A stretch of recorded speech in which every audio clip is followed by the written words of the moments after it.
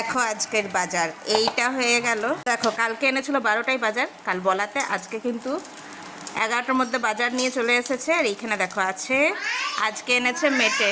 হ্যাঁ বেটা মাই মেটে এনেছে। আর এইদিকে আছে চিংড়ি মাছ, এটাকে কি বলে, বাগদা চিংড়ি।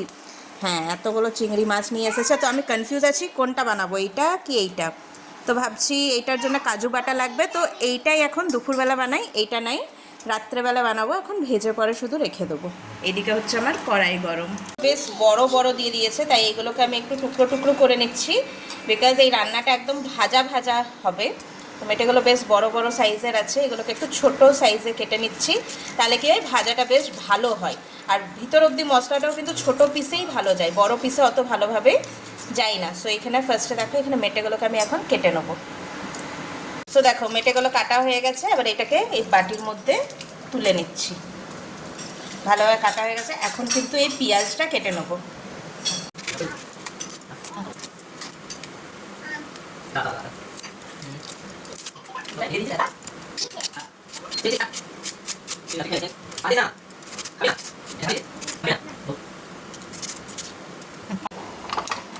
সো গ্যাসটা এখানে অন করে নিলাম, নিচে থেকে অন করে নিলাম। সো আবার গ্যাসটা জ্বালিয়ে দিয়েছি, নিচে থেকে অন ছিল না। সেখানে তেল দিয়ে দিয়েছি, তেল ভালোই গরম হয়ে গেছে।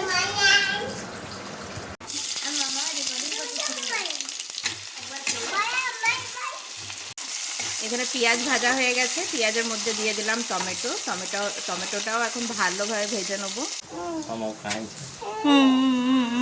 জাস্ট না বেটা প্লিজ, খুন দেখুন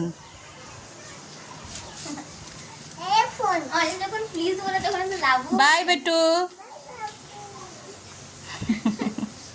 মেয়ে চলে গেল বাইরে খেলতে, ওর বান্ধবীরা ওকে ডাকলো, বাইরে খেলতে চলে গেল। আর ছেলে চলে গেল বাবার সাথে বেরু করতে। এখানে আমি কিন্তু রান্না করছি, আর টমেটো আর পেঁয়াজের মধ্যে দিয়ে দিয়েছি এখানে আদা রসুন আর কাঁচা লঙ্কা পেস্ট, আর একটুখানি লঙ্কা গুঁড়ি দিয়েছি।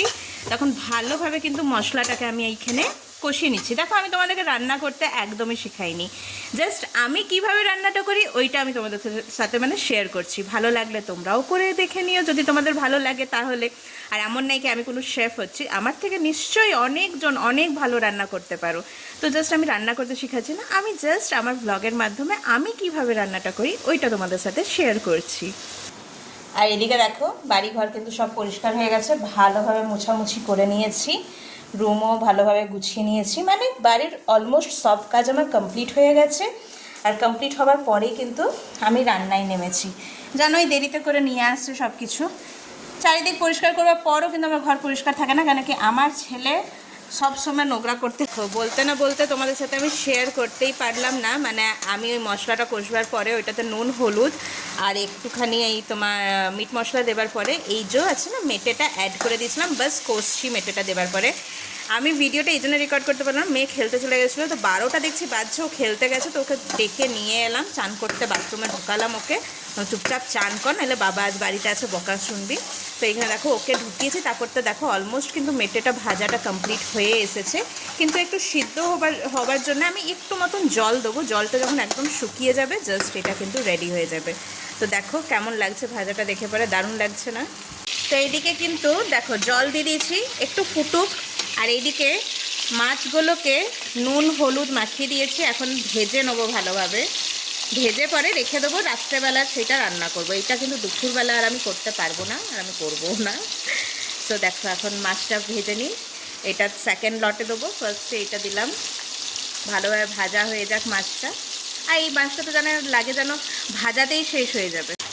তো মাছগুলো কিন্তু ভাজা হয়ে গেছে, এটা দিয়ে তোলা যাবে না, তাই এইটা নিয়ে নিয়েছি। মাছগুলো ছেঁকে ছেঁকে এখন তুলে নেবো, খুব খড়িয়ে ভাজিনি যেহেতু এটা ঝোলে দেবো। দেখে নিয়ে এত লোভ লাগে এই মাছগুলো, মানে কিছু বলার নেই। কাছে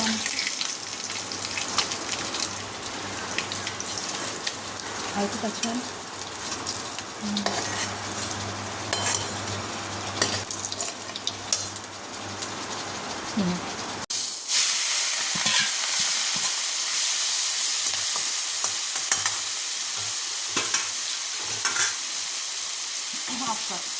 খেয়ে দেখ। টেস্টি।